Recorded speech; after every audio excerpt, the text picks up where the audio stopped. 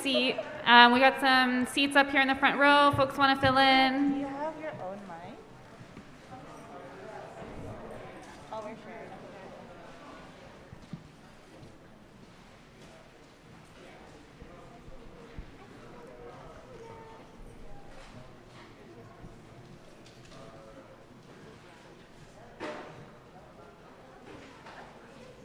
Are we all good to go on the Zoom online?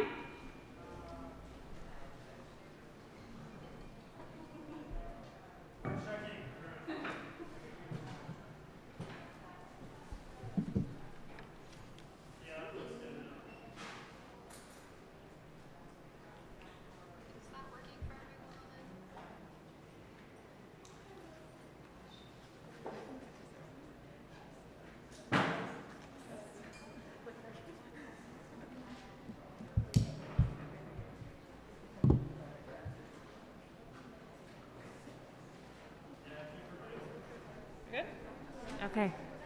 Hello, everyone. Welcome. Thank you for being here. My name is Byul Yoon, and I'm here with dissenters. And it's my absolute honor to get to moderate this incredible conversation today on getting the United States out of the Asia Pacific.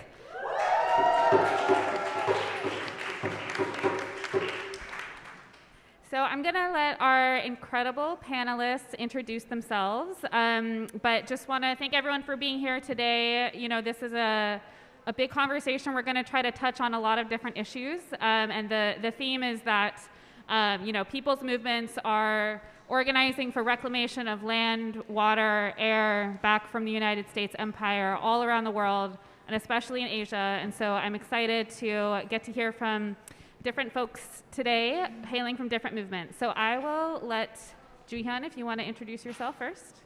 So if you could just share with us your name, your pronouns, and the organization that you are here to represent today. Hi everyone, my name is Joo-hyun. I'm here with Nodutdol for Korean Community Development. You can use they, them pronouns for me, and very excited to be here with you.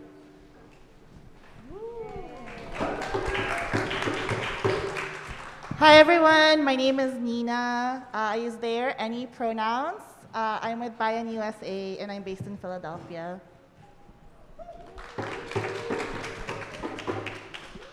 Hey everyone, my name is Michaela. I use she, her pronouns, and I'm on the steering committee of the International League of People's Struggle, and we're a global alliance that fights imperialism around the world. Thank you all. And we also are joined today by two speakers on Zoom. We have someone here from Hawaii and also from all the way from Hiroshima. So I'll pass it to our Zoom speakers.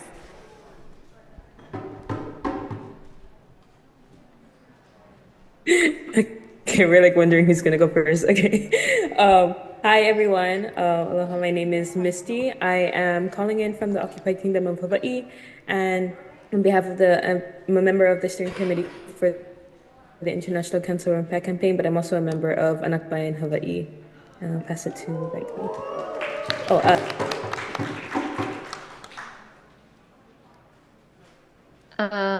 Ohayou gozaimasu, minasan. Good morning, everyone. My name is Rebecca Maria Goldschmidt. I'm an artist and a student here in Hiroshima. And today I'm representing the Hiroshima Palestine Vigil community. So greetings from Japan, Tuesday. Oh, sorry, no, it's Thursday morning. Thank you. And I also just want to give Nodutdol and BAYAN, could you tell us just a quick what your organization represents? Just a quick intro. So Nodutdol is an organization of Koreans and our comrades here in the US. For the past 25 years, we've been organizing against US imperialism in Korea and beyond. We are presently focused on our new US Out of Korea campaign, which you can find more information about at the table over here to my right. And of course, I will spend some time talking about that campaign as well. So just stay tuned. Hi, so BAYAN USA is an alliance of different anti-imperialist progressive Filipino organizations So for us here, we are the overseas chapter of Bagong Alyansang Makabayan. That is the acronym that BAYAN is derived from. So in the US, we have 30 chapters, and we are actually the first overseas chapter of BAYAN in the Philippines. So as BAYAN, we actually encompass many different sectors of Philippine society. So we're made up of different organizations, youth and students, migrant workers, peasants in the Philippines, even government workers and clergy people. There's organizations for them that's in BAYAN. And we're fighting for the national liberation of our homeland in the Philippines. Thank you so much. So I know that a lot of us are here mobilizing to stop the genocide in Palestine, right? That's why we're here, to raise hell and call out the Democratic National Convention for what it is, which is the genocidal National Convention, where they're normalizing the death-making machine from Chicago to Palestine. And so just to open up this conversation, I want to ask our comrades in Japan to just give us a little bit of context in your work to connect legacies of U.S. violence in Palestine with legacies of U.S. violence in the Asia-Pacific region.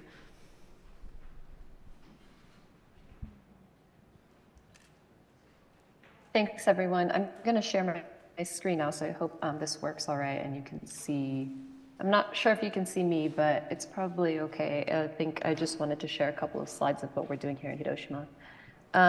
So yeah, my name again is Rebecca. I'm here.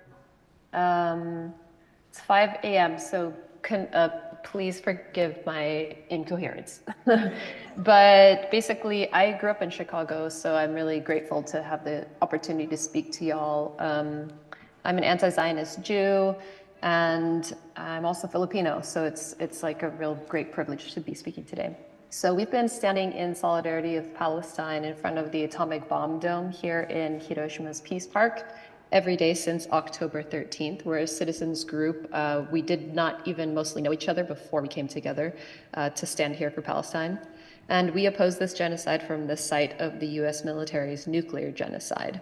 So we talk to people every day in the park about Palestinian liberation, and we oppose the peace washing of Hiroshima, the city government's unwillingness to take action against Israel and towards peace for Palestine. We oppose the Japanese government's use of Hiroshima as a false flag of peace, while rapidly militarizing Japan to become the third largest military in the world in the next 5 years, of course, with the push from the United States. And last year, Hiroshima hosted the G7 conference and released the Hiroshima Vision Statement, which doubled down on the deterrence policy and the proliferation of nuclear weapons from the center of nuclear atrocity. So we just commemorated the 79th anniversary of the bombings of Hiroshima and Nagasaki, just on August 6th and 9th. Many of you guys have maybe heard of the kind of political drama that went around this. Despite months of campaigning and petitioning, the city but did not invite rushing out this double standard, but Rahm Emanuel, and who's the U.S. ambassador to Japan, Boo, and an Israeli representative both attended the ceremony. There was a lot of people's movement protest against that happening, and we actually ended up doing a People's Peace ceremony in the park and zooming in the Palestinian ambassador to Japan, who was not invited to Hiroshima. But luckily, the mayor of Nagasaki, shout out to Nagasaki, refused to be pressured into inviting Israel, canceled the invitation to the Israeli delegate, and instead invited a Palestinian delegate to the August 9th ceremony. So that was a really huge win. Yeah, fuck yes. Thank you, Nagasaki. Huge win against the normalization of Israel's participation in global events. And even though the G7 ambassadors then refused to attend, the whole world saw that Nagasaki stood firmly for peace, justice, and freedom for the Palestinian people by refusing to invite war criminals to a peace ceremony. So from Hiroshima, we reiterate that Palestine is a nuclear issue. Israel is a nuclear weapons state with over 90 nuclear weapons, making it the US military's nuclear weapons base in West Asia. So both Israeli and US politicians have called for the use of nuclear weapons on Gaza. Palestine is also a weapons testing ground. Just as Hiroshima and Nagasaki were experimental weapons tests to see how nuclear weapons would function on the landscape, infrastructure, and the human body. So Japan currently collaborates with Israel through weapons trade and manufacturing. We were able to successfully get Itochu and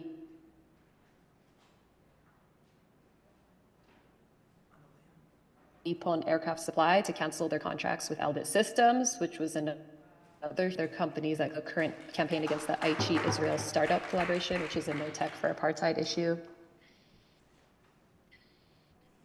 Japan buys drones from Israel. It manufactures parts for weapons, the exportation of fully assembled weapons to the US and onto Israel.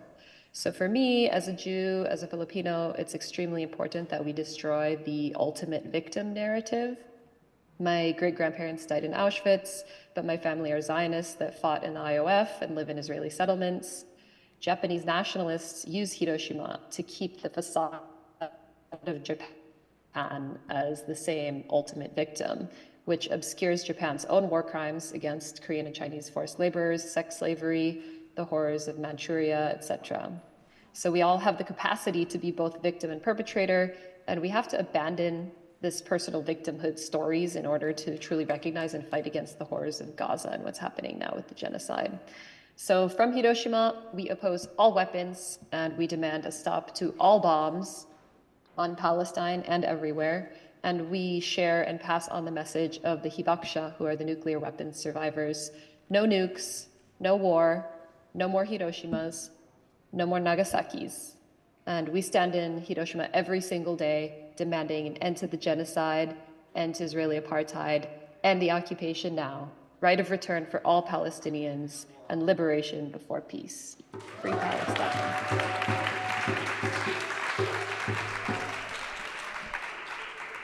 Thank you so much, Rebecca, and thank you also for joining us at 5 a.m. That is a true commitment. So, yeah, you know, the movement for Palestine is global, and the only way that we're going to dismantle the U.S. empire is to collaborate across all of our communities that are up against the same system. And so just really grateful to Rebecca for framing how the movement for Palestine touches on the legacy of U.S. imperialism across Asia. And today we're also seeing escalating militarization across the Pacific, continuing to be led by the United States. From RIMPAC exercises to the budding Japan, US, Korea, trilateral alliance, and new nuclear war games, you know, we're closer to a devastating war in Asia than we've ever been before. And so, you know, this effort is being sold to the public as a response to the rising threat of China. So today we want to talk about, you know, unpack that a little bit and, you know, dismantle some of these false narratives and how we can show up in solidarity with our people on the ground. So I'm going to turn to our other panelists to just give us a brief summary about what escalating U.S. militarization looks like on the ground in our respective homelands, and what is that impact having on our people and on our land. So I'm going to start with Joo-hyun with Nodutdol, if you don't mind speaking about Korea. Thanks, Pyeol. So when we think about the US occupation of Korea and the escalations that are occurring there at this time, what we need to understand is that this is a continuation of the longest war in US history. The US has occupied Korea virtually uninterrupted since 1945, the end of World War II. Korea was not a party in World War II. Korea was a colony of Japan during that time. And yet it is the only other country, apart from Germany, that met the fate of partition and occupation, which is still the fate that continues in Korea to this day. Right now, as we speak, as the sham of the DNC is happening here in Chicago, as political leaders from the ruling class are convening here in this city to uphold this mirage of US democracy. The US is also holding some of the largest war exercises on Earth in Korea. These war games are called the Ulji Freedom Shield exercises. They happen on an annual basis. They involve deploying tens of thousands of troops at a time to Korea. It involves live bombing exercises on Korean land and water. It involves rehearsing the invasion of the DPRK or North Korea. And this year, it also includes nuclear scenarios in the suite of military exercises. Now, what do I mean by nuclear scenarios? The short version of it is preparation for nuclear war. The longer explanation probably takes a little bit more than the time we have on this panel. But there are some worrying developments that I think need to be brought to everyone's attention.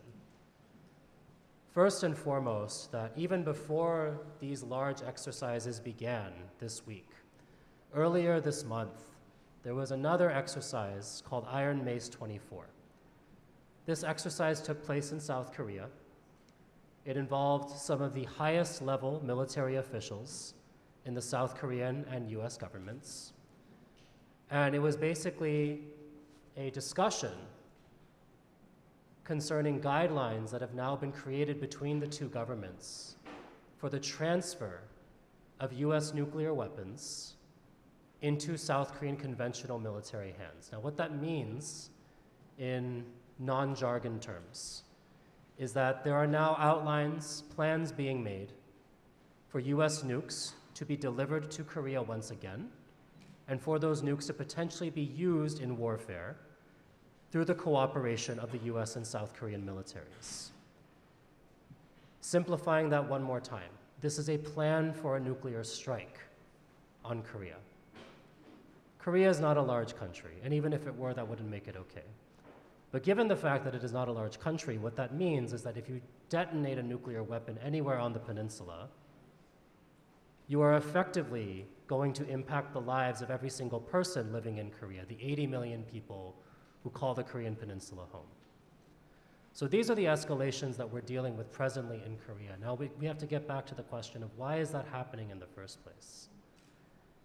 We know that this is an empire that is deeply invested in the process of making death, in the weapons that cause this kind of death, but they're not only driven by some kind of love of war and violence, although that's certainly true of many figures within the powers that be. What is also going on is that the US is in a time of decline. And historically, the Pacific has been the real locus of US power throughout the world. At the end of World War II, when General Douglas MacArthur was on his way to Japan, getting ready to send troops into Korea to occupy the South, he wrote a cable to Washington and announced, "The Pacific is now an Anglo-Saxon lake."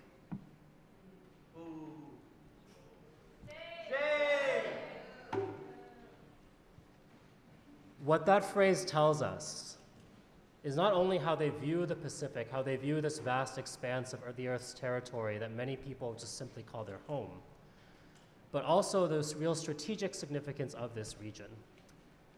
Because this is the place where the vast majority of the world's commerce, the vast majority of the world's labor, its resources are concentrated.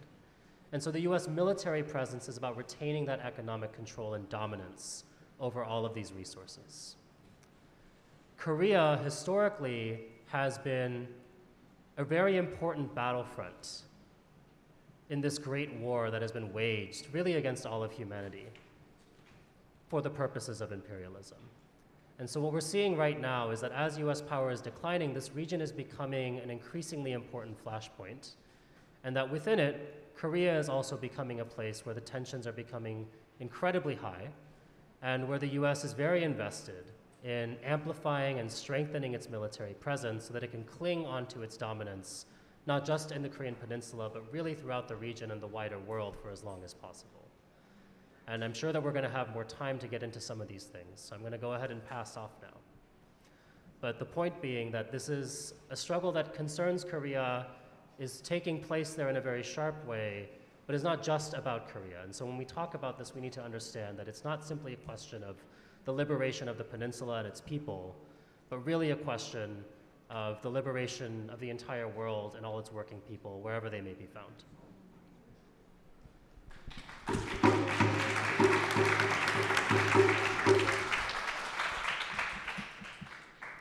Thank you so much, Jihan. And I'm going to pass it to Nina to speak about the Philippines. From Korea to the Philippines, stop the U.S. war machine. From Korea to the Philippines, stop the U.S. war machine.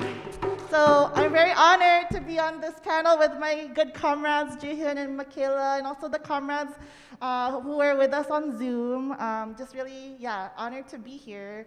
So how do we start to talk about militarism in the Philippines? I have some visuals because, visual learner. So where is the Philippines? The Philippines is in a very geopolitically strategic place. It is less than 5 hours from China and 4 hours from the DPRK. And the Philippines is a colony, or it was a colony of the United States, and is currently a semi-colony or neo-colony of the US, as in it's dominated politically, militarily, and economically by the US, though it has paper independence. And actually, this year marks 125 years of resistance by the Filipino people against US imperialism. So actually, back in the 90s, the Filipino people kicked out the US military bases from its land. Up to today. That's right. Yeah, and that was through the efforts of the mass movement. And so up to today, it is actually constitutionally banned to have US military bases on Philippine soil. So how does the US justify its presence on our land, on our territory? It is through these unequal military agreements that are forged between the US and the Government Republic of the Philippines, such as the Enhanced Defense Cooperation Agreement. So that's why on this visual on the right side, you see it's called EDCA sites. Usually they don't refer to them as US military bases because they're technically not US military bases. They are Philippine bases that are being paid for by the Philippines, maintained by the Philippines, that the US has military access to. So it's actually very, very insidious now. So the US never left, right? Even though it was a huge movement win, the US still stays in the Philippines. And under the current president, Bongbong Marcos Jr., who is the dictator's son, the infamous dictator Ferdinand Marcos Sr., shame, yes. He actually opened up additional bases in the Philippines that the US can access. So there used to be 5 and now there are 9, all over the country. And actually, the new ones, if you notice, are actually all along the north and west side of the Philippines, facing Taiwan. So very geopolitically strategic for the United States. And the Philippines has historically been a launching pad for a war into the Asia-Pacific that the United States has used. And so how do we talk about impacts of militarism? This past May, a group of 28 people, including some of our comrades and dissenters, yay dissenters, yay dissenters, went to the Philippines to investigate for ourselves the impacts of US militarism in the country. So we went to many of these places where the bases were. So I just wanted to show you all a documentary sneak peek of what we learned. Oh, look at my notes. Oop, don't look at it. Here it is. Okay. Can y'all hear the sound, by the way? Ay, nako. Okay. Marawi City Can y'all hear is now? our ancestral domain. This right here is the land that they stole from us, right here. They took it for their quarry. Despite the threats of red tagging, despite threats of deportation, despite all the challenges, we were able to bring more than 20 people from the US to the Philippines. You were able to visit communities from Luzon, Visayas, and Mindanao and see at first hand the impact of foreign intervention and the normalization of US intervention in the lives of our people. Hindi natin alam kung ano nga ba talaga ang objective ng US. Parang ginagamit lang din naman tayo. Sino ang maghihirap? The Filipino people. Right?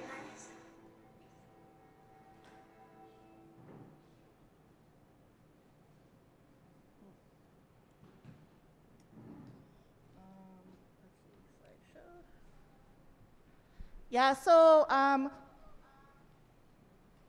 we went to multiple regions in the Philippines, and these were our major findings. Also, there were footage, there were documenting teams in each region that was able to capture footage that we're actually going to maximize for a documentary that we'll use for educational purposes to show the impacts of militarism in the Philippines. And so some of the major outcomes that we saw were sightings and documentation of US troops in Ilocos and Cagayan Valley, which are all in the north facing towards Taiwan. We also were able to enter one of the EDCA sites in Cagayan Valley, the first time ever, and they were able to do that because of the fact that they were, bumbling tourists, but really they weren't, right? So they were able to take that into, they were able to maximize that. They were also able to interview community members who were impacted by Balikatan military exercises. So Jo-hyun mentioned the military exercises in Korea. They're also doing them in the Philippines. And then finally, there were intel that there were funds being used to build a base in Marawi, which is a site of a US-backed siege in Mindanao. And that siege was actually used to justify martial law declared across the island of Mindanao. So these are just some of the key findings that we saw. But more than that, in every single place that we saw how interrelated the economic crisis was with US military intervention. People who were rightfully organizing for their livelihood, for their land, were being repressed by the Philippine government and also the US military. So we saw how militarism was hand in hand with economic development aggression. And so I think that was a really important piece, how wherever there are US military bases, there are actually also special economic zones where workers are actively exploited and foreign multinational corporations use these special economic zones to be able to extract labor and resources more easily from so-called third world countries. And they are strategically placed near the US military bases or the EDCA bases, right? And that is not by accident. So those are some of the really key pieces that we found there. And finally, what we learned was wherever there is US militarism, there is resistance.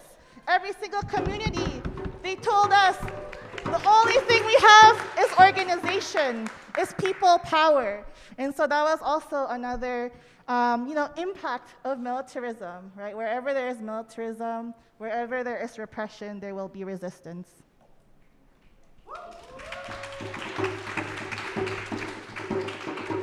Thank you so much. And I also I appreciate how you frame that in many ways the Philippines operates as a functional colony of the United States. And that's something that I think the Republic of Korea also shares, right? The US military actually has operational control over the South Korean military during wartime. I don't know that's a colony if you ask me, right? And speaking of colonies of the United States, I'd like to pass it to our comrades in Hawaii to share with us, what does the US empire look like on your land and amongst your people? Hi, good morning, everyone. My name is Misty, again, on behalf of the International Consumer Pen Campaign, but also calling in from the occupied Kingdom of Hawaii. I myself am not Kanaka Maoli or Native Hawaiian, but I have had the privilege of working with them in the time that, I have been here. I'm also with Anakbayan Hawaii, and just wanted to share some history as well of the military occupation, really, of the Hawaiian Islands. And so the U.S. military has had a long-standing occupation here in Hawaii. One thing that is really important to remember about the illegal overthrow that happened in 1893 was that it was pushed by American and European businessmen like Sanford B. Dole, who had the pineapple plantations here. And it was supported by the U.S. Marines, which really goes, and I bring it up because it really goes to show the mercenary tradition of the U.S. military and how they protect the economic and political interests of the wealthy and ruling classes.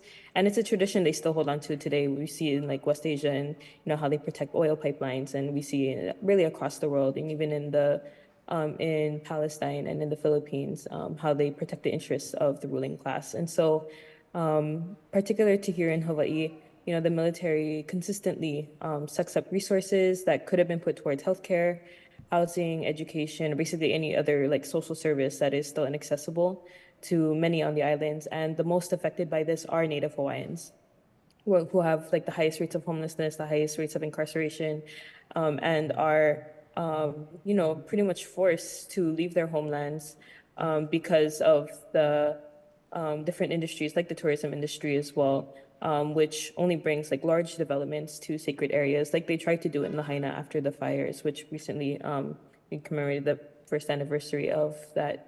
Still working on rebuilding. But yeah, just like industries like the military and the tourism industry that blatantly disrespects Native Hawaiian culture and ideals, as well as steals their land. And so things like RIMPAC, or the Rim of the Pacific exercises, which is another example of military exercises that the U.S. military is consistently conducting throughout the world, as the two comrades before me had mentioned happened in Korea and in the Philippines. There's many that happen in the Pacific Ocean, that happen in Africa, and in places across the world. But the RIMPAC exercises in particular are the largest maritime military exercises that they conduct. This brings in over 20,000 military personnel, brings in over 20 different countries. It kind of flows between each year, but this year they had 29 different countries come into Hawaii to have these war games. It began all the way back in 1971, and every year their goal is to enhance interoperability and strengthen readiness, when in reality that's preparation for war, if not like war itself that happens on the Hawaiian Islands. And so pretty much every 2 years, they bomb and fire at the land and the ocean with all these other different countries. They test weapons that are used to suppress people fighting for their basic rights. Like they test weapons that are used in Palestine. They test weapons that are used in Philippines and all over the world. They conduct simulated assaults in these like village settings, and they disrupt the natural habitats of native birds and honu, or turtles. Another one of their exercises that they do yearly is called SINK-X, where they sink these large decommissioned ships using missiles from boats like the Ceros from the Australian Navy and from the US Navy. And they sink these large boats into the ocean, which lead to harmful chemicals being spilled into the water that affect marine life. And not only that, but affect the health of the people whose lives are linked to the ocean, and who we really gain a lot of our essence from the ocean. And so these effects aren't even linked to the time that RIMPAC is happening, because really the US military, as we know, is the biggest polluter on the earth, and they never clean up any of their mess. They don't pick up their opala. And so there's just an unknown amount of unexploited ordinances and shells that litter sacred lands that are currently being leased to the military for the high price of $1 for the span of 65 years. And so folks have been following recently the campaigns that are happening in Hawaii. One of them is against the renewal of military leases, which are set to expire in 2029, but the process has begun now, where they talked about their environmental impacts on the island, but really have no actual, they're like literally like not on the ground, and like how their military trainings really affect the land that they're on. And so we've really been calling for the no action alternative, where these military leases will not be renewed past 2029. And so these are just some of the examples of the effects that the U.S. military, and particularly RIMPAC, have on the land. But even towards the people, during these exercises, Native and local women are subject to even more intense exploitation. There are clubs here in Hawaii that advertise like military discounts that welcome RIMPAC. They have these huge banners up on their clubs welcoming the soldiers to really, as I said, to intensify the exploitation of Native and local women here in Hawaii. And, also for those who are familiar as well with the jet fuel spill that happened at Kapuka were affected and were basically poisoned by the U.S. Navy, many of whom were like their own servicemen. And this is after like decades of like Native Hawaiian organizers and folks telling them that even just the presence of these jet fuel facilities is going to lead to these large scale spills that really harmed the aquifer and poisoned all of these people just by the fuel facility being there. And that is, because the U.S. has consistently used Hawaii as a launching pad for U.S. imperialism throughout the Asia Pacific, and they use it as a way for them to really control those within the Pacific Ocean. And we see how it continues to affect people today. Even when, Red Hill was successfully shut down by the People's Movement here, they decided to move these like millions of gallons of fuel to the Philippines and to other parts of the island. So you can really see there's no end to the destruction that the U.S. military has brought and continues to bring throughout the world. I did also want to add that, given the context that this panel is happening, in the context of the DNC happening in Chicago, I think it's also important to note that Hawaii has always been like a blue state. And, this fake state of Hawaii has always followed the lead of the military to have the island serve as that launching pad. And, whenever, people call for certain reforms or changes that happen, the politicians here always, or like the Democratic Party here has always succumbed to like the interests of the military. And, whether it's the Republicans or the Democrats, there really is no liberation with either party. And there's only liberation in our people's movements, which is why it is so important to stand in solidarity with Kanaka Maoli in their fight to get the U.S. out of Hawaii and to get the U.S. out of everywhere. So I'll end there. Thank you very much.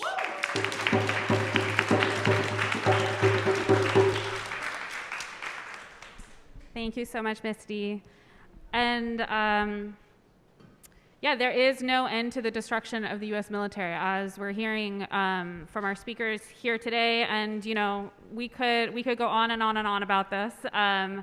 But I want to pivot us to thinking about resistance, right? Because where there is U.S. imperialism, there are people resisting, always, right? So I'd like to pass it to Michaela, if you could just open us up a little bit about, what are movements across the Asia-Pacific region doing in response to U.S. imperialism? Just a small question for you. Yeah, just no, a small one. But of course, so I want to ask a question to you all first. Who has been hitting the streets since October 7th, right? Raise your hand. Yeah. Have you been alone or have you been joined by thousands? Exactly. I think that just kind of answers your question immediately, right? That's the first thing. Progressive movements have been responding valiantly and with numbers. It's honestly incredible to see.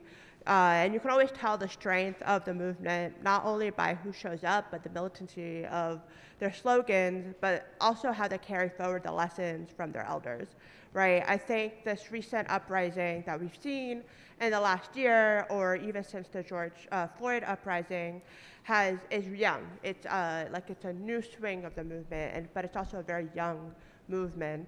But of course, with every new level of resistance, there's also a case of repression, right?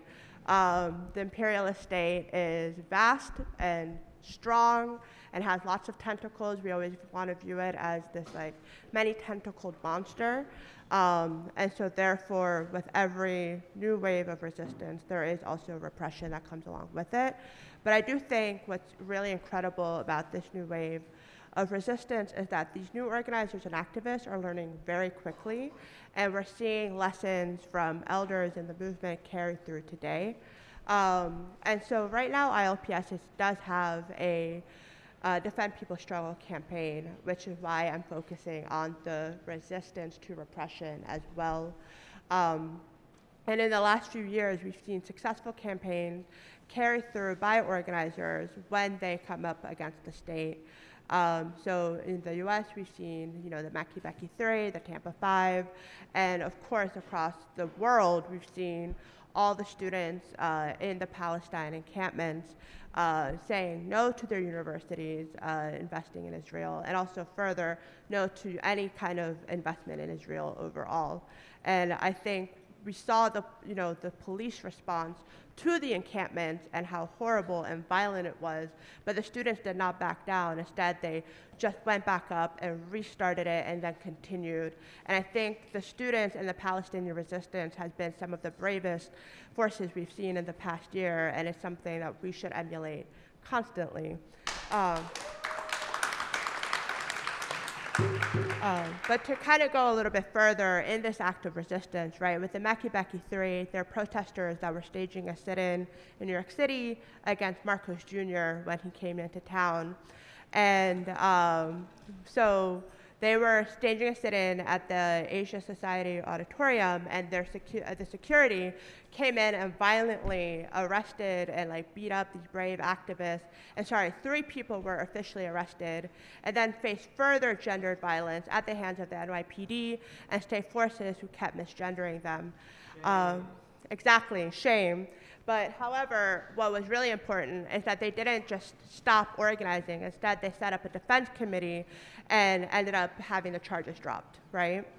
Another case is one in South Florida, or University of South Florida, where students were demanding a meeting with their university president, and specifically to defend cultural and ethnic studies and affirmative action. However, within 10 minutes, over a dozen officers came in, put students in chokeholds, slammed them to the ground, etc. And 5 protesters were arrested and ended up facing felony charges with 10 years in prison.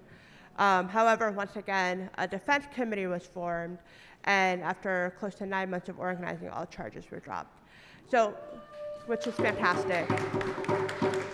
And the reason I'm bringing up these examples is because I think in the next coming months and years, especially under, continuation under Biden, we're going to see this onslaught of repression. But what I want to emphasize is that when the people, organize together against repression, they win. And even here in Chicago, right, we have the historic case of the Chicago 7 that followed the arrest of the 1968 DNC protests, and then also from 2013, the case of Razmia Odeh, a Palestinian organizer who was falsely accused of immigration fraud, and the defense for her took 4 years to avoid a prison sentence, and they won. She didn't face any prison time. So my point is, people organize and they win. And we don't only see that here in the US, we see that in the broader anti-imperialist movement around the world. And so, truly, to all of you all, we're organizing together. But so what we have to understand is that there's always 2 sides to every struggle, right? As the movement against imperialism grows, the repression from the ruling class will mount to subdue it. Our job as organizers is twofold. It's offensive and defensive. We organize and mobilize against the class enemy while we protect and strengthen ourselves. It's not if, but when the agents of imperialism will go after progressive people. And that's why ILPS launched the Defend People Struggle campaign. Regardless of which party holds the key to the White House, they will mount attacks on the people. And that's also important because why should the rest of the world care about who is in the White House? Well, guess what? The United States is the largest imperialist in the world, so who is in the White House and what kind of shenanigans they're up to is going to affect oppressed countries everywhere. So people should care, and we should continue to fight back. So as an alliance, we are committed to defending the people's movements, organizers, and anyone rising up against the state. However, political repression means that we're doing a job of attacking the enemy. Because if they want to shut us down, it means we're effective. If they're trying to arrest our people, it means they're scared. And so, to kind of quote one of the best from Chicago, you can kill a revolutionary, but you can't kill the revolution. What we're seeing today is that the fight against imperialism is thriving, and that's because we're doing not only the work to mobilize, but to keep anti-imperialist movements safe from political repression. Thank you.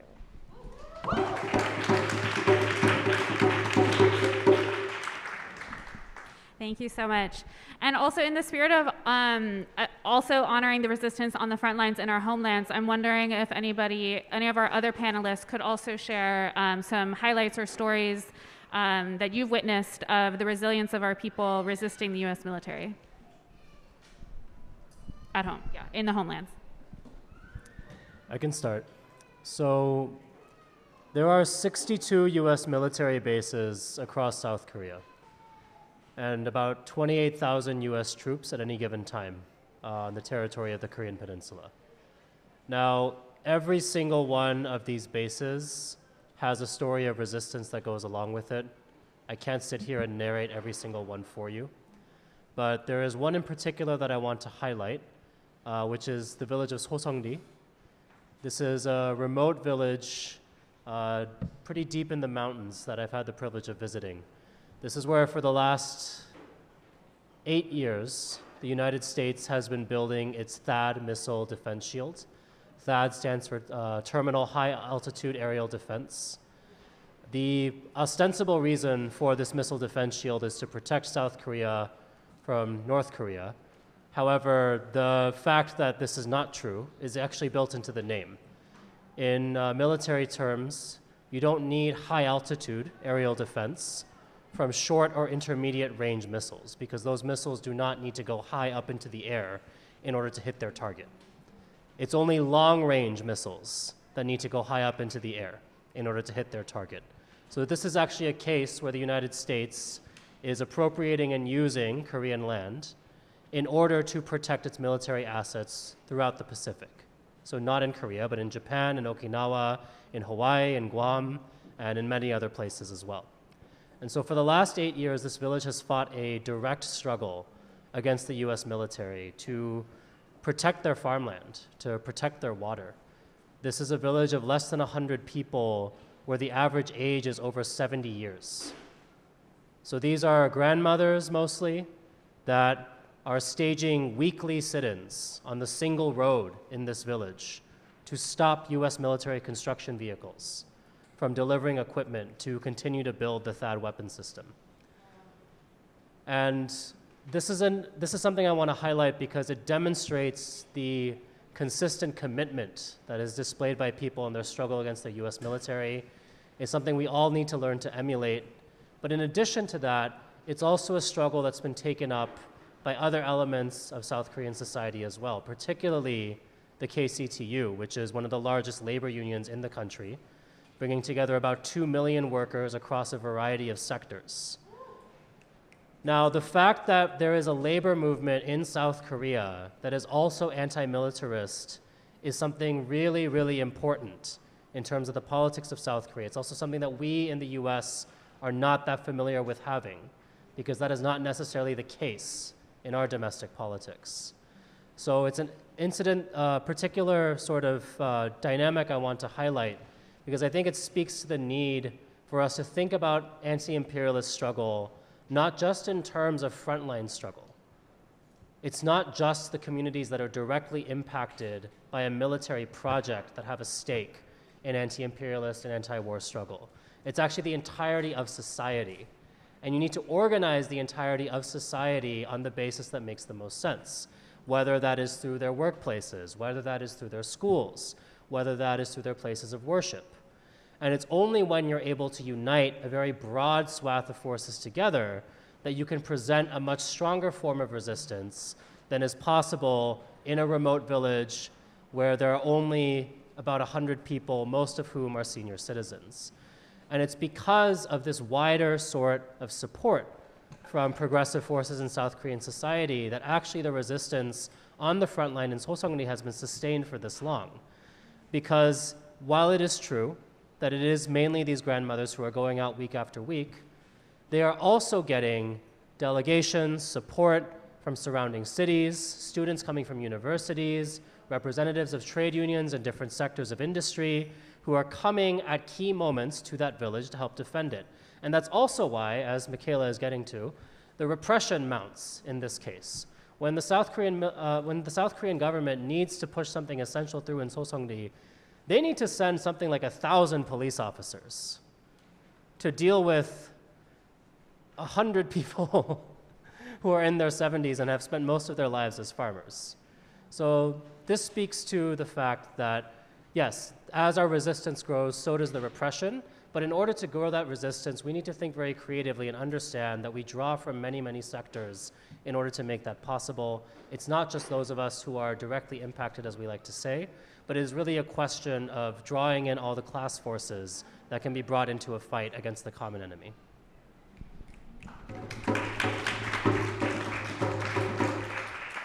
That's right. Thank you so much, Joo-hyun. And thank you for also uplifting the struggle in Seollsungri. Actually, visiting that village and, being hand in hand with these elders that are fighting the U.S. military is what personally brought me into the struggle against U.S. imperialism, into the work of dissenters. So it's very close to my heart. And also, I just want to shout out, has anyone seen that meme of the Korean grandmother saying, "I hate all U.S. presidents"? Raise your hand, yeah? Seollsungri, from this village. So. We're all going to learn her name right now. Her name is Do-gum-yoon. Okay? She's still alive. I spoke with her last year, and first of all, she still hates all US presidents. Secondly, she had a very, very clear understanding of what was happening in Korea, which was basically that if we were left in charge, if we as Korean people were able to assert independence over our own resources and lives and territory, all these questions of war would really be immaterial. It is only the US military that comes in and manufactures conflict, and that is why we need the US out of Korea.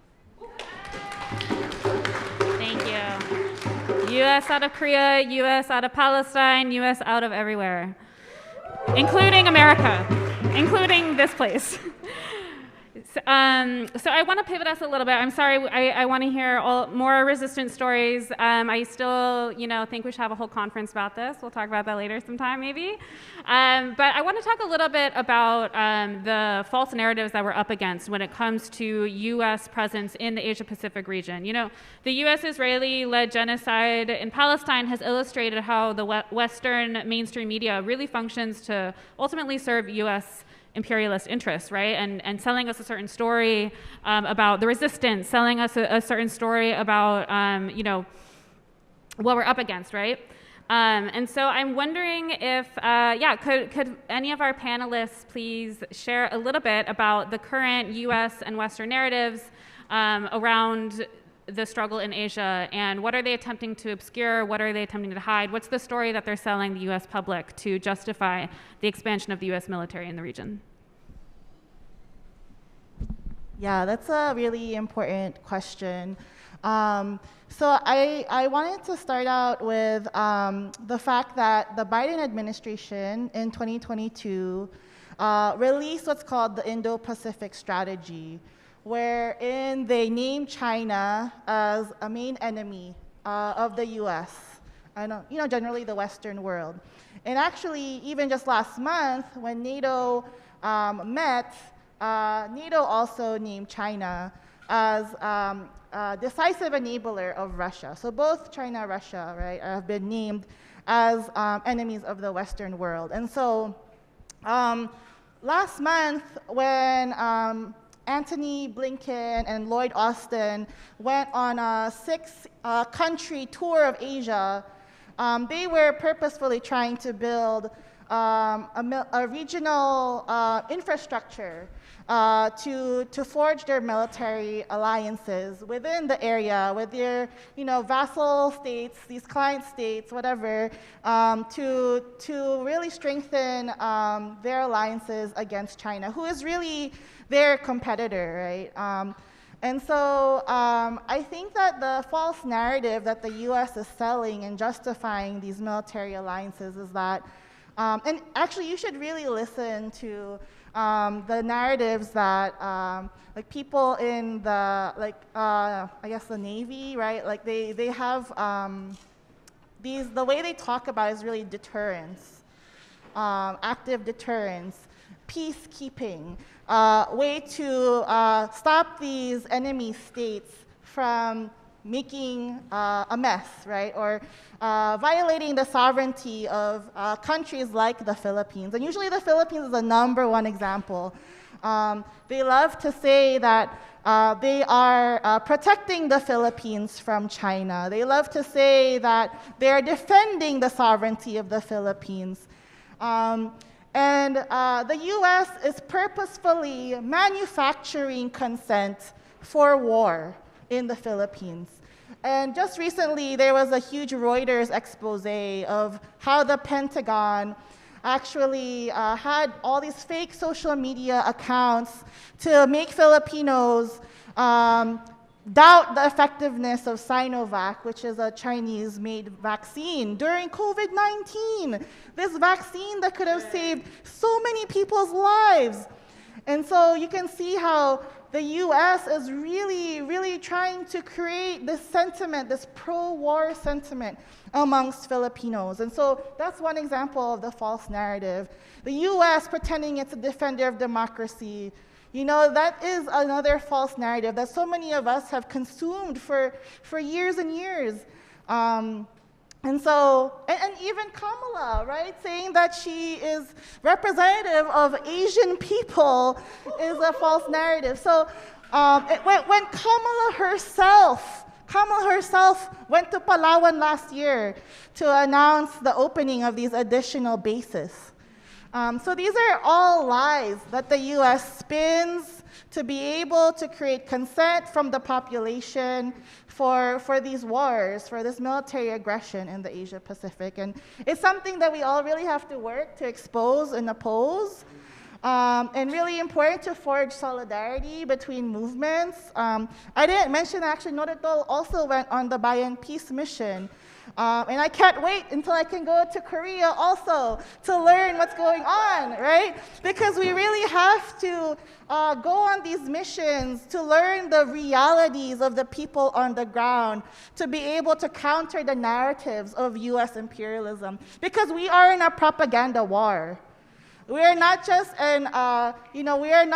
in physical war, which we are, but it's also a war against the ideological assault of the state, of the US imperialism, making people consent to things that are bad for them.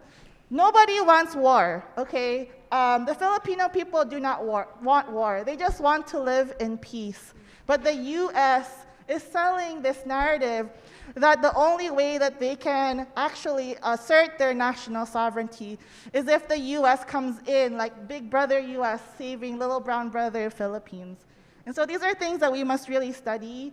We must really study the maneuvers of imperialism. We must really understand imperialism as a global economic system, not just senseless violence, not just war that makes no sense, that's so bad, right? This is a system that has a logic to it, and we must understand that as anti-imperialists and actively fight it every day.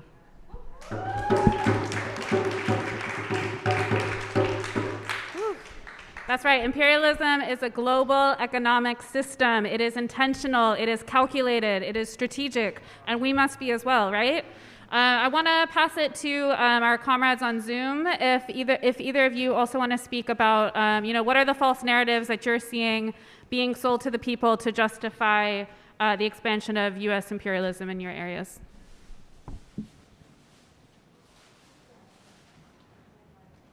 Yeah, thanks everyone so much for this awesome conversation. So important to connect all the dots between all the places. I'm gonna kind of bring us back to the previous question, which was about resistance, and kind of tie it back in.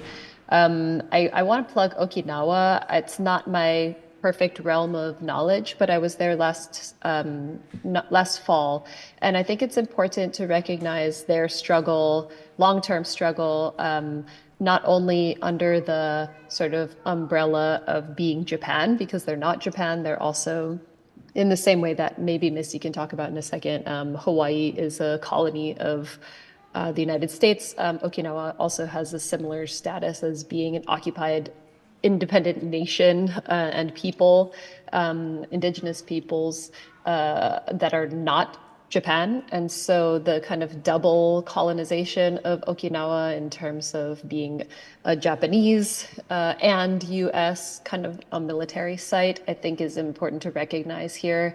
And, you know, just one of the biggest false narratives in general in Japan is that, you know, we're living here under the nuclear umbrella of the United States, and that the backing of the United States in protecting Japan and the rest of the Pacific region from China is also very much tied to the US nuclear capability and nuclear program. And of course, that's totally fucking false reality of what safety actually is, because, you know, we've been having so many earthquakes recently in Japan, and every time there's an earthquake, everyone is just on such high alert because of the so many nuclear power plants that exist, nuclear facilities that are in Japan.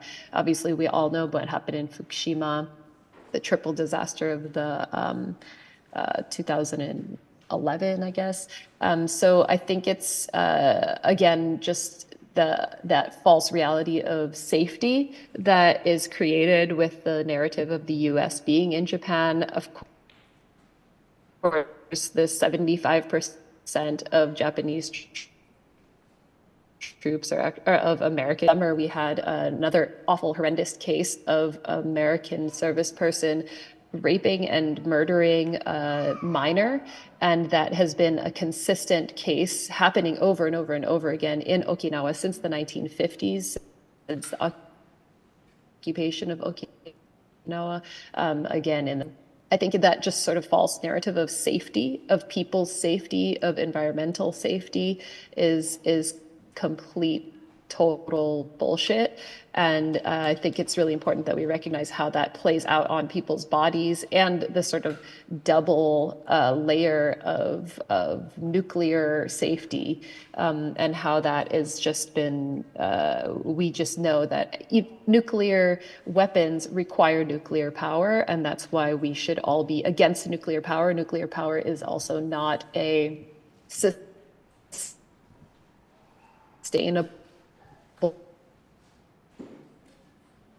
green way of fueling anything. I'll leave it. Yeah. Thank you, Rebecca, and I'll keep this short because I agree with what they've said about, like, you know, this false narrative of safety that the U.S. military and, like, U.S. imperialism brings, and that kind of goes in with, like, how it is constantly viewed here in Hawaii as a colony of the U.S., as a kingdom being occupied by the U.S. and its military. That you know, this idea that we need the military, and that this idea that we need, like, tourism even, and you know, in reality, that's very, very false.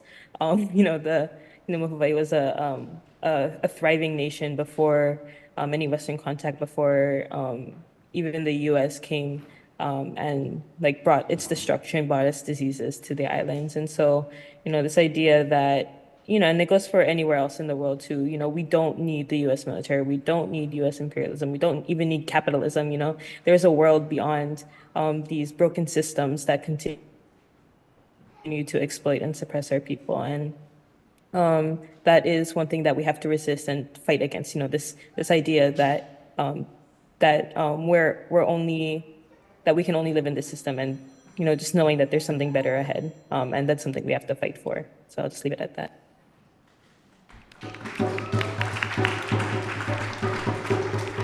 Thank you so much. So with the little bit of time that we have left, I want to open it up to the floor to take a few questions, and then we'll pass it to our panelists. And then I also, I know we started a little bit late, but we also want, everyone here is also running brilliant campaigns. So if you can maybe integrate some of your campaign work into answers to some of our questions, going to try to smush it all in together, if that's all right. So yeah, if folks have questions, you want to raise your hands. I think we'll take them, and then we'll pass it. We'll take them all at once, and then we'll pass it to our panelists to answer whichever they prefer. All right. Assalamu alaikum. My name is Iyad, co-founder of the Queer Palestinian Empowerment Network, a group dedicated for empowering LGBT Palestinians. As I'm queer and Palestinian myself, I just want to let you all know in September 14th, we are organizing a rally against the Watervliet Arsenal. The Watervliet Arsenal made the bunker bombs. The Watervliet Arsenal is the largest and oldest weapons producing facility based on the U.S. Army since the War of 1812. So September 14th, I hope you all can come and help build the capital region in the state of New York to come kick some ass with us so we could push Kathy Hochul in New York State as well as Chicago. So I'm here. We drove from Albany, New York, to develop a solidarity network from Albany to Chicago, from Chicago to New Orleans with Albany and LA. So we got some actions going on. Thank you. Thank you. Any questions for our panelists that we want to ask? Let's see. I'm going to pass to our back there. And then the comrade by the flag. Yeah, so I'm just kind of curious about, so I've read or learned about kind of like the rightward trend of like younger men, especially in Korea, but also in my own experience, the like more conservative leaning or rightward trend of like diaspora immigrant communities here in the US. I'm kind of wondering, how do you think we can kind of like work around that type of environment, especially as like, you know, obviously like maybe some of these people are like people we grew up with or people in our own immigrant communities, especially when there's kind of like a material interest that they have in the imperialism of the US due to like business interest or just like, you know, like social material wealth that our communities want to build.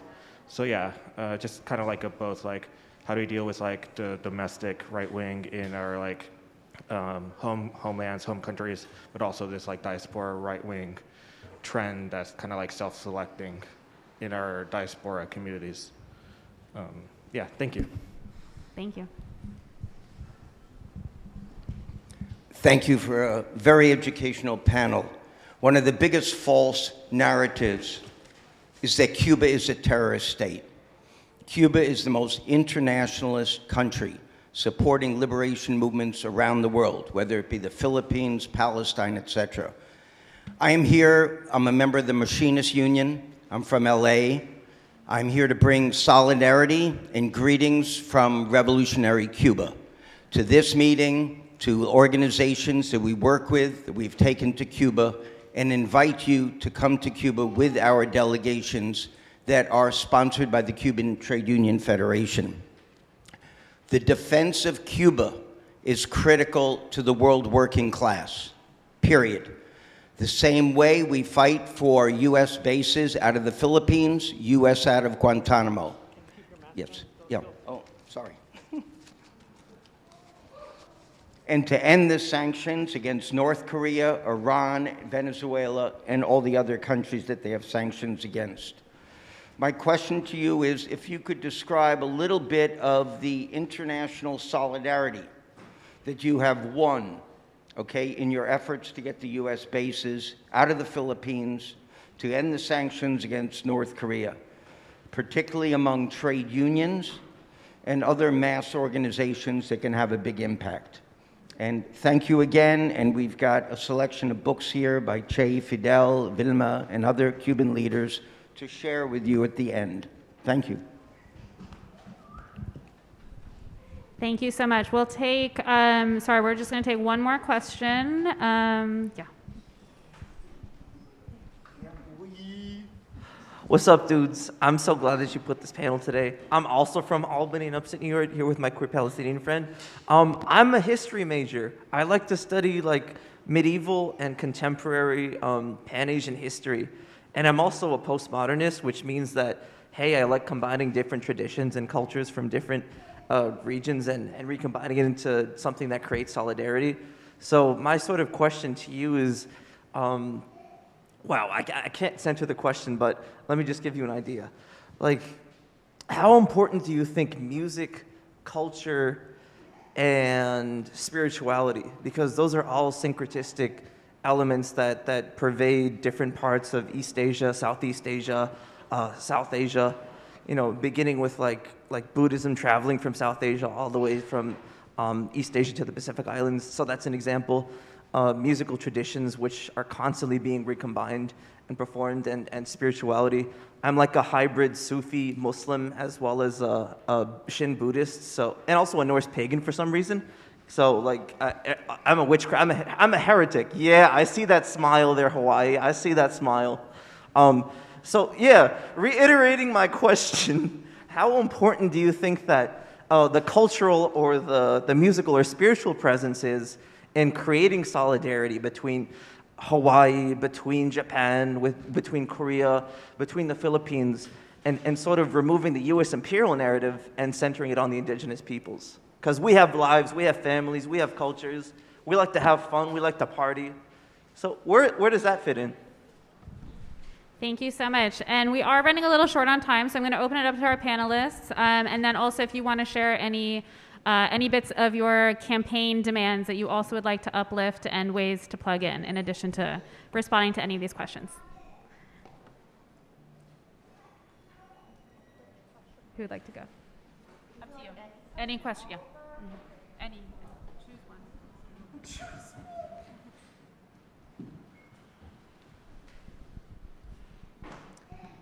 In an attempt to answer all,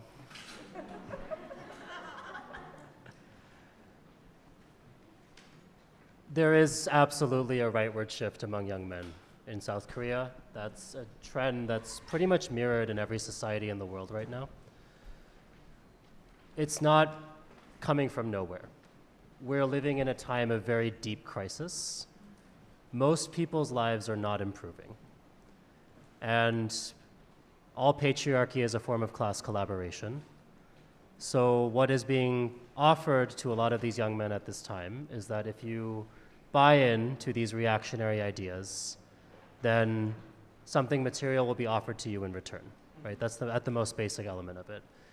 The answer to all of it is not going to be simple, but it really is summed up in an idea as simple as organizing. When you need to organize masses of people. And when you're dealing with masses of people, you're not going to deal with perfect human beings. You're not going to deal with people that come prepackaged with all the characteristics and the ideas that you would want. You're going to deal with the contradictions of your society that are really existing in every single one of us. And so you need a lot of different entry points, a lot of different ways to engage people, like music, like culture, in order to find ways to speak to people in many different ways. And that brings me to the US Out of Korea campaign, which we are hoping can speak to people in many different ways. We have 4 key demands here. The first is US out of Korea, all US weapon systems, all US troops out, all bases returned in terms of the land, any other forms of territory that they hold, an end to the US ROK alliance, because as is the case in the Philippines, it's not just the US bases that the US military has access to. They have operational wartime command of the South Korean military. They also have access to all of South Korea's military facilities. So all of South Korea's military bases are also de facto US military bases. That has to end. Third, ending all aggression against North Korea. Ending all sanctions.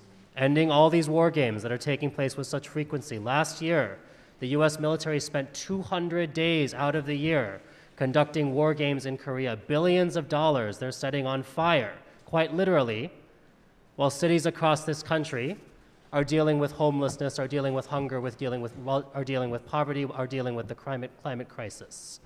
And that brings us to our last demand, which is an end to the war economy. The US spends $1.5 trillion on war every year. That's the defense budget and the budget of the nuclear arsenal combined. $1 trillion is 1 million millions. It's a figure that most of us cannot comprehend. It's the kind of figure that in a single year could end most of the social problems in this country. And yet instead, it's being spent to enrich the few who benefit from war, either as weapons manufacturers or, more importantly, as members of the capitalist class who generally benefit from the fact that the US military is helping to uphold their rule of property around the world. So these are our key demands. We believe, once again, this is not just a question of Korea. It applies to everyone's lives. It applies to all of our futures. And this is the kind of vision that we need to be talking about and that we need to be agitating around, because we need to organize millions and millions of people We don't need a few of us with the correct ideas, a couple hundred of us with the correct ideas. We need millions, billions of us with the correct ideas. And that means we need to be creative, we need to be assertive, and we need to be united in our efforts.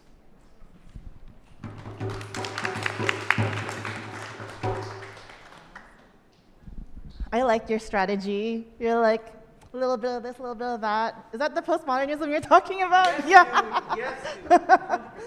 Yeah. Okay, so about the question, regarding the question on organizing right-wingers in the diaspora, my family are all Trump supporters, so it's terrible, very terrible. But I think what's really important is really grasping mass organizing, really understanding how to organize people on the basis of their material lived experiences. And so for us in Bayan, we are waging a U.S. out of the Philippines campaign. Isn't it like a very similar name? U.S. out of Korea, U.S. out of Philippines, U.S. out of everywhere, yeah. But it's also, to us, very important to interrelate it to the campaign interrelated to the fight against economic crisis.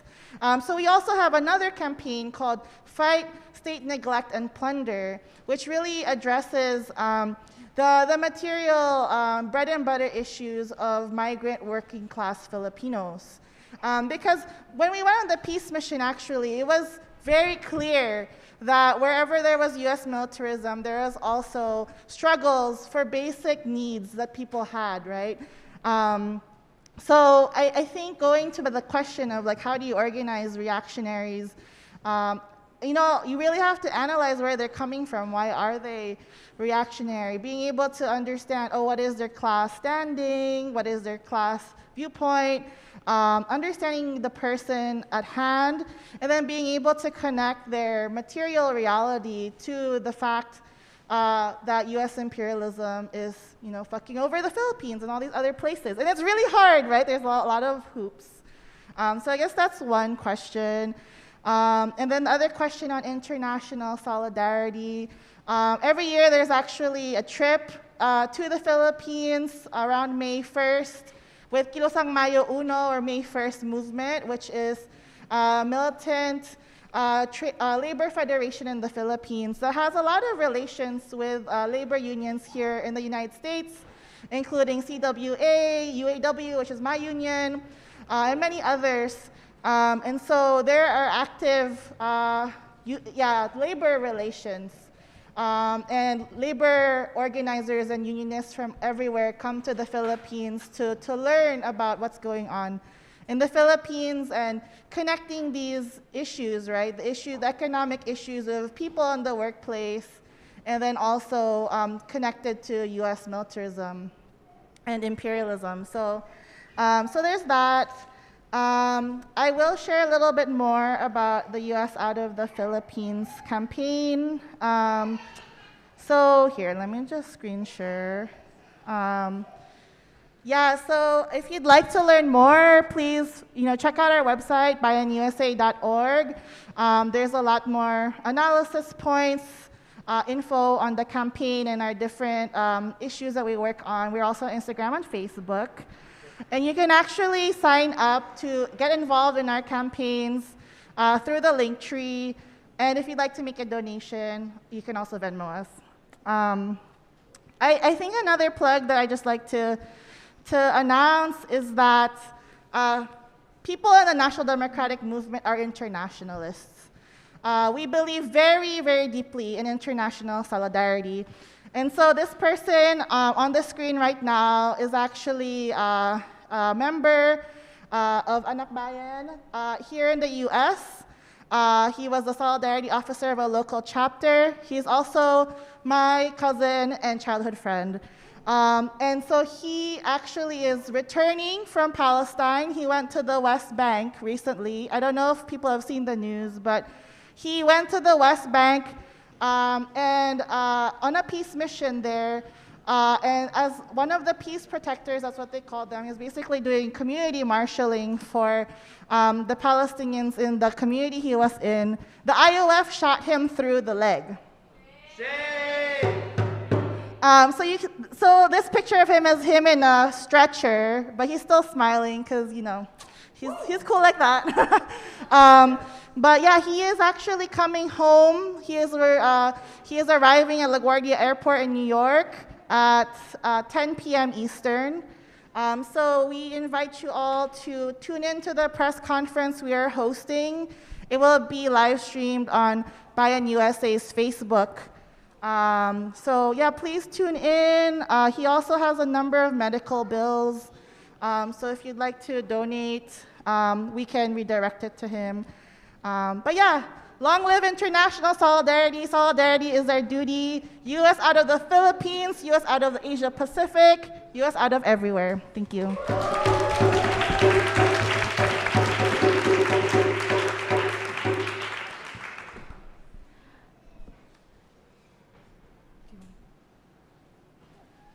Or Rebecca or Misty, any closing thoughts, either responding to questions or sharing out some of your campaign demands?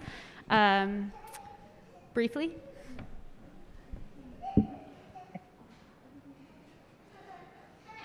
Yeah, of course. Yeah. So I'll just go briefly try to answer questions as well. So yeah, I'm also a Filipino in Hawaii, and so one characteristic here in our organizing is that there are many Ilocanos in Hawaii, and so for those who are familiar with like Philippine politics, know that they're very loyal in one way to the Marcos regime, where Bongbong Marcos is like kind of like one of their heroes, and so that's like a challenge, but not a way to stop us from organizing Filipinos in Hawaii. And so when we think about how we try to organize or build unities with those in diaspora who are leaning more right. We think about the different ways that we can build solidarity or find those unities with those folks. I know if folks are familiar with Kabong from Kilusang Maya Uno, or the May 1st movement in the Philippines, he recently visited us and went to a meeting with one of the labor unions here in Hawaii, which has a primarily Filipino Ilocano membership, where many of them are very pro-Marcos, pro the Marcos family. And so, one of the ways he was able to talk to them, and like they even gave him a standing ovation afterwards, which is not something you usually see. But finding unity in the fight for workers' rights. And so it's all about finding ways to engage and finding ways to unite and build those unities. So I think that's really important in like any movement. Even as folks said earlier, no one is any kind of perfect activist. No one is is going to come into it with all the right ideas or right perspectives. But it's how we build each other up in that way, and that's really how we build community.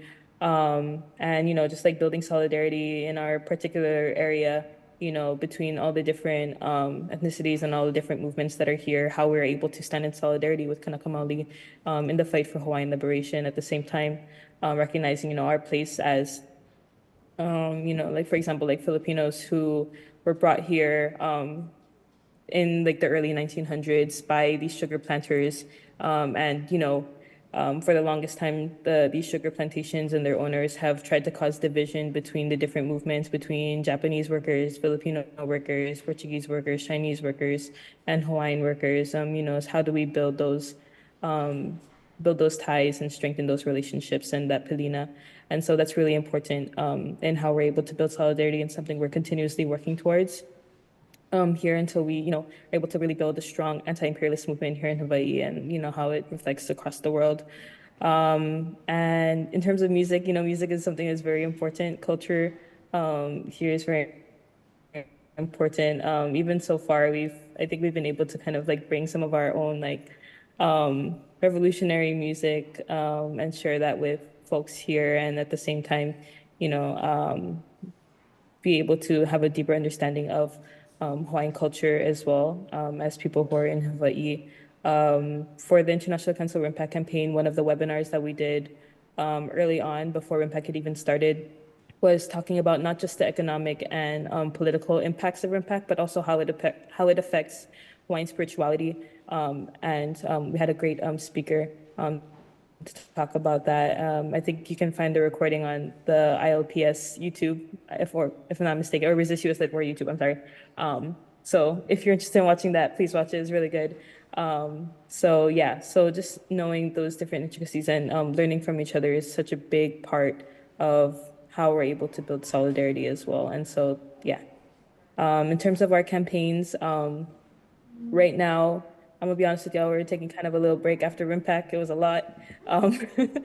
But one thing that I would ask everyone to look out for is the continuing campaign around the military leases that Native Hawaiian organizations are like posting about and bringing to the attention of like the wider span of people.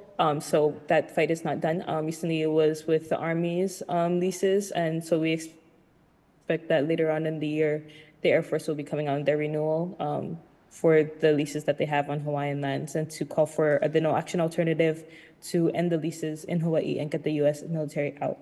U.S. military out of Hawaii, out of everywhere. So thank y'all. I'll pass it to Rebecca.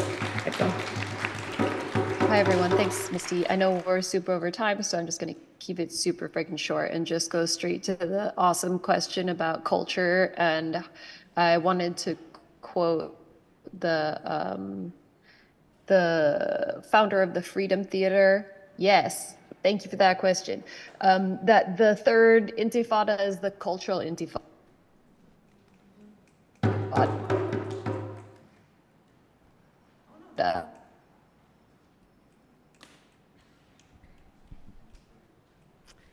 And I think as an artist and as someone who's always collaborating in Berlin, spirituality is our artwork, and our artwork is the struggle for justice and peace and liberation. And so I don't see those things as separate at all. And I think that that kind of ties into that question of, you know, what's up with all the people leaning to the right.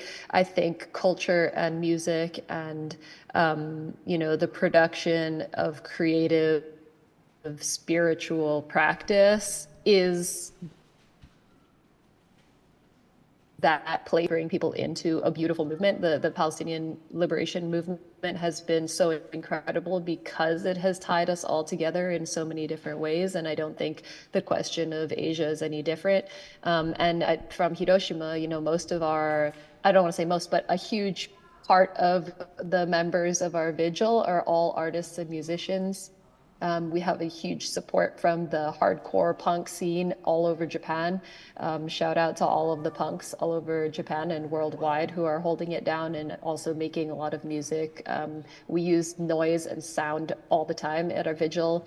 And, you know, we're also recognized that we are standing on a mass grave in Hiroshima every day. And so I think prayer and culture and music and expression, whatever that looks like for everyone in all of our movements, is the foundation of how we're going to move through this all together. So yeah, I would say that we're also really exhausted from our campaign to disinvite Israel from Hiroshima. So we don't have a specific campaign that I want to plug, but I do want to plug the Aichi prefecture in Nagoya that's trying to cancel their tech relations with Israel. And there are a lot of other things going on all over Japan, people in resistance.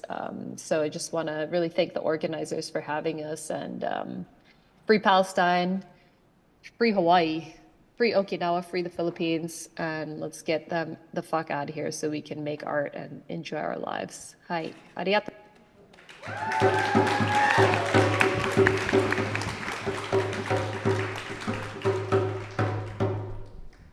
Sorry, and I'll be the last comment, I promise. But in terms of just what ILPS has been working on this past summer, of course our main focus is the Defend People's Struggle campaign, especially with like Biden's counterterrorism tactics and everything like that. But honestly, this entire summer we've been really busy. I know as well as all of you have. We've been supporting the Cancel RIMPAC campaign. We convened the Resist NATO coalition to march on NATO in DC. And then of course we've endorsed both the march on the RNC and the DNC. So while some people had a brat that summer, we had a Cancel Resist March summer. And I know a lot of you have as well. But for the future, of course, elections is what's coming up. And the way we're focusing on that is to come up with the People's Platform, because we actually do need a valid alternative to the two-party system that does center the needs of the people. We need people's demands. We don't need the demands of the ruling class. So that's what we'll be working on for the foreseeable future. And so I'll see you all on the streets, because we got to keep this going. Thank you. Thank you so much. Can we get one more round of applause for our incredible panelists?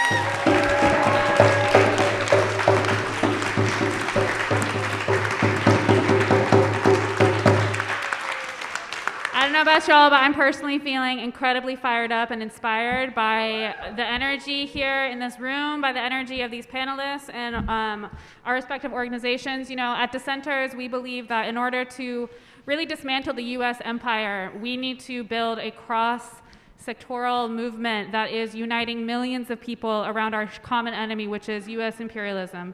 And so I'm really just so excited to be here with you all today and know that this is really just the beginning of our movement together and of our work together. And so from here, I hope that folks will plan to join us for the Chicago Coalition for Justice in Palestine is having a march that we can all head to together from here at Union Park. So hope to see you all there. As all of our panelists today have shared, the struggle for Palestine is the struggle for all of our people, right? Palestine is freeing all of us. And so to me, one of the most important things that I can do for my people in Korea and across Asia is really to show up for Palestine. So really excited to move towards that with all of you. I also want to give a quick shout out to Chicago Dissenters for organizing this incredible convening.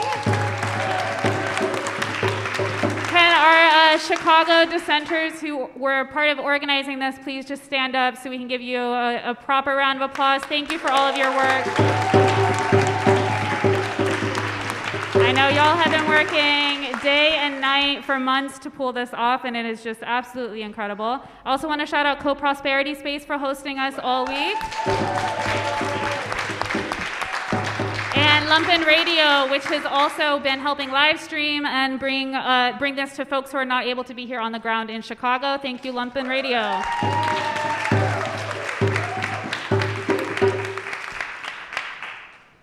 All right, y'all. I think from here we're going to head to the march. And thank you all for being here.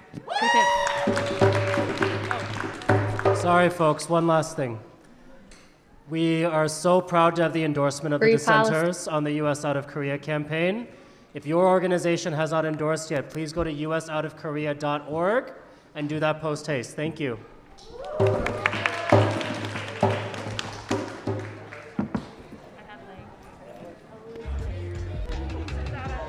Hello, everybody. Sorry, one more thing. So sorry.